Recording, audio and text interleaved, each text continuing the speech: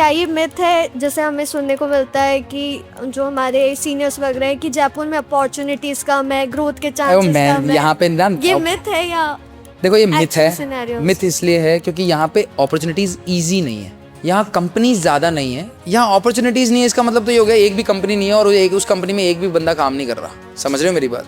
अब जैसे यही सेम बात अगर कोई बोले ब्यावर के लिए तो मैं मान लूँगा। ब्यावर जानते हैं लोग वगैरह? ब्यावर में कोई आईटी कंपनी नहीं है शायद, और है भी तो 5-10 लोगों की होगी या कुछ होगी, तो उससे बड़ी कोई नहीं है। तो फिर हाँ यार ये बात सही है, ब्यावर में अपॉर्चुनिटी नहीं है।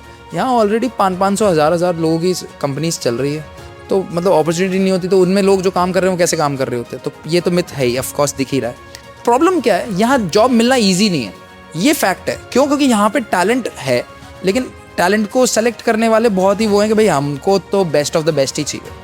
और वहीं पे वो बैंगलोर जाते हैं या पुणे जाते हैं, कहीं और भी जाते हैं, तो उनको जॉब तो बेसिक लेवल की इजीली मिल ही जाती है, क्योंकि वहाँ पे कंपटीशन बहुत है और मतलब नॉट सो कॉम्पिटेंट लोगों को भी वहाँ इजीली जॉब मिल जाती है क्योंकि अपॉर्चुनिटी बहुत है। तो ये ही डिफरेंस है। लेकिन फिर क्या होता है जब एआई जैसे टूल्स आते हैं तो सबसे पहले उन्हीं की जॉब हटती है जो नॉन कॉम्पिटेंट है। तो ये बात वो लोग कहते हैं जो कॉम्पिटेंट नहीं है। कॉम्पिटेंट लोग काम कर रहे हैं यहाँ पे, 500-600 का स्टाफ होगा, ऐसे कर रहे हैं कि जयपुर के ही मोस्टली।